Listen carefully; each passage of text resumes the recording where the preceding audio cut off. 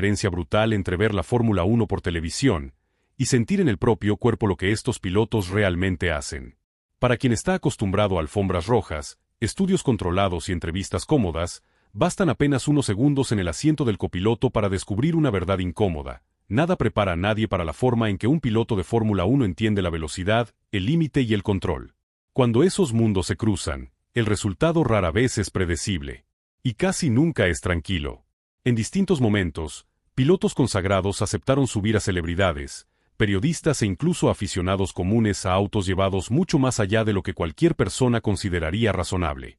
Lo que parecía solo una acción promocional rápidamente se convirtió en algo más crudo, más humano. Reacciones genuinas de miedo, risas nerviosas, silencio absoluto y, en algunos casos, pura incredulidad.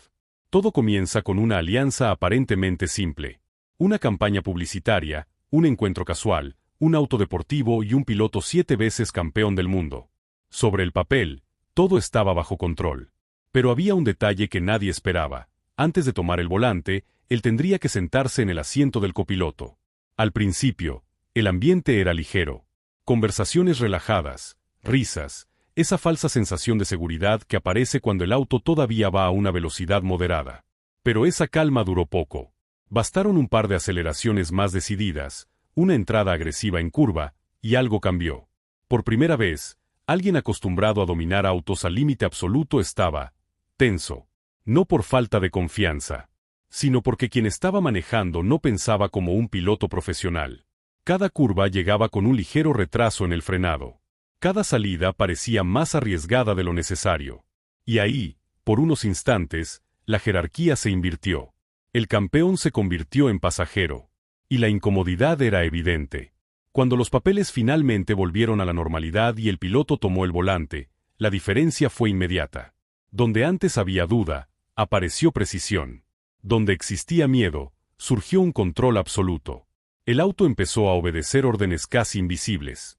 La reacción de la pasajera fue instantánea. El cuerpo rígido, la mirada fija, la respiración corta. No hubo gritos exagerados, hubo impacto.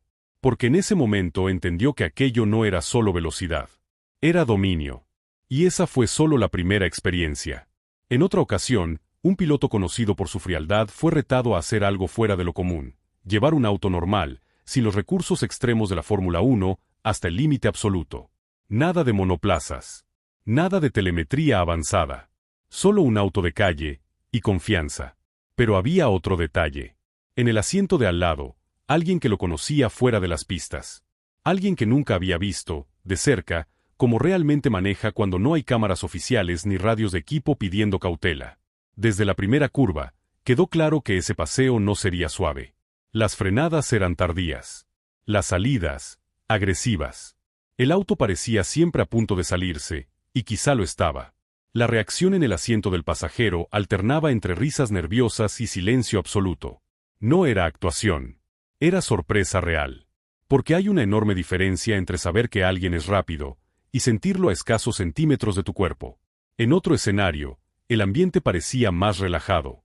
Un conductor de televisión, conocido por su humor y espontaneidad, fue invitado a experimentar lo que se siente ir dentro de un auto manejado por un piloto de Fórmula 1. Desde el inicio, la energía era ligera. Bromas, risas, comentarios despreocupados. Pero el humor no evitó el nerviosismo.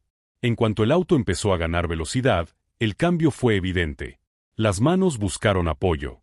El cuerpo se inclinó instintivamente contra la fuerza lateral.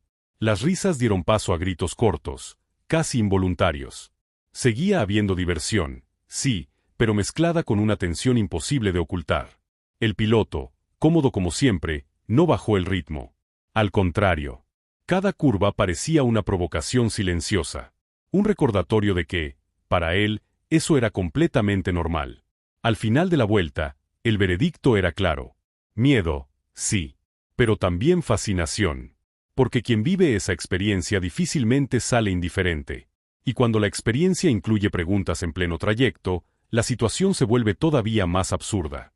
Un periodista, intentando mantener el profesionalismo, hacía preguntas simples mientras el auto atravesaba curvas cerradas y rectas cortas. Cada respuesta venía acompañada de más aceleración. Cada pregunta parecía una invitación a ir un poco más allá. El resultado era previsible. Concentración rota. Respuestas atropelladas. Y un pasajero claramente intentando entender cómo alguien puede mantener tanta precisión en condiciones que, para cualquier otra persona, serían caóticas. Pero nada se compara con la reacción de quien vivió ese momento como un regalo inesperado.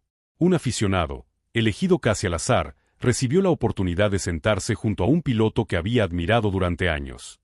El nerviosismo inicial pronto se transformó en euforia pura. En cada curva, un grito. En cada aceleración, una risa nerviosa. El miedo estaba ahí, sin duda. Pero era superado por algo más grande, la realización de un sueño. Y mientras estas experiencias se acumulan, una pregunta empieza a surgir de forma inevitable. Si todo esto ya parece demasiado intenso, ¿qué pasa cuando el límite se lleva todavía más lejos? Si llegaste hasta aquí, ya lo sentiste. La diferencia entre mirar la Fórmula 1 y vivirla. En este canal no hablamos solo de tiempos y resultados. Aquí entramos en la cabeza de los pilotos, en el límite, en las reacciones reales que casi nunca se ven. Suscríbete ahora, porque si estas historias te impactan desde el asiento del copiloto, lo que viene después va todavía más lejos.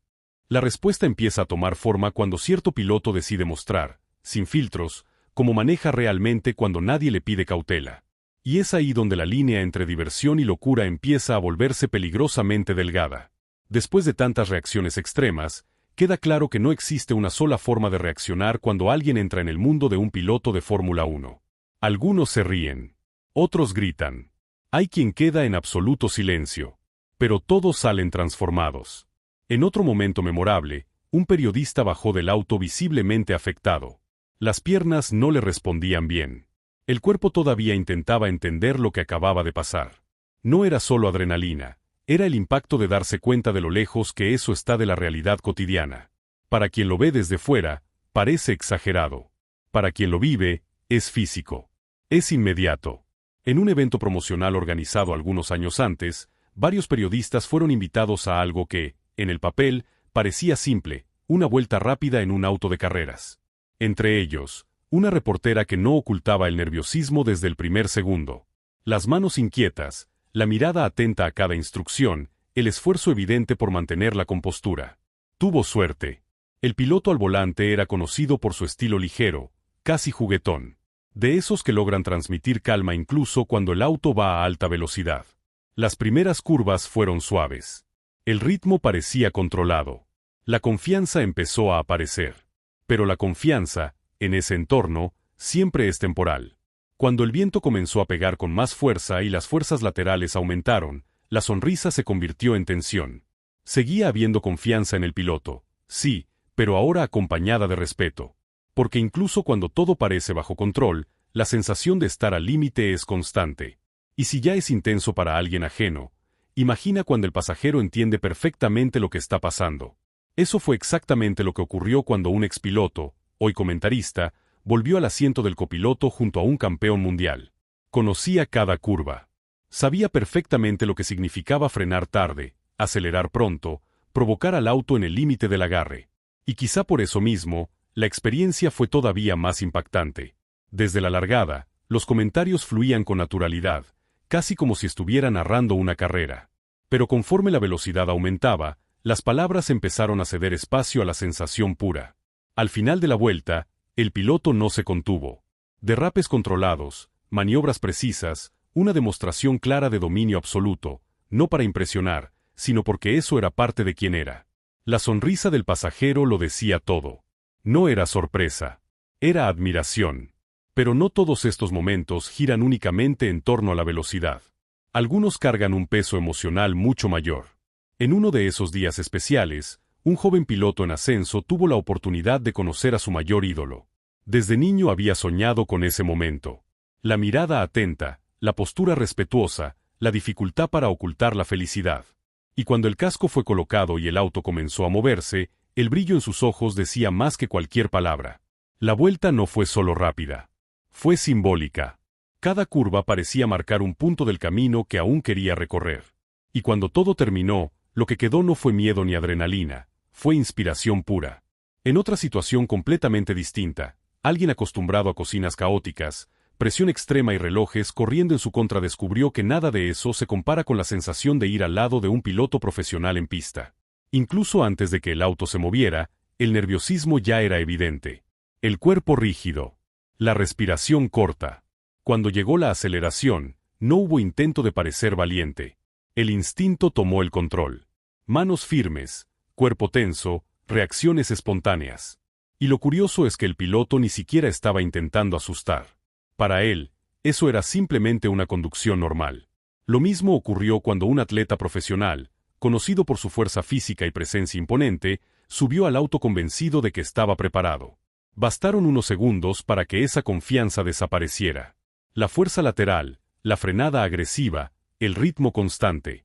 No importa el tamaño ni la experiencia en otros deportes, la velocidad a este nivel pone a todos en el mismo lugar. Pero entre todos estos momentos, ninguno tiene un peso tan grande como aquel que involucra legado. Cuando uno de los nombres más grandes en la historia de la Fórmula 1 regresó a la pista como pasajero, el ambiente fue distinto. No hubo bromas exageradas. No hubo gritos. Hubo respeto. Hubo memoria. Hubo historia. El hombre al volante sabía exactamente lo que ese momento representaba. Cada aceleración fue pensada. Cada curva, respetuosa. Pero eso no significaba ir lento. Significaba ser preciso.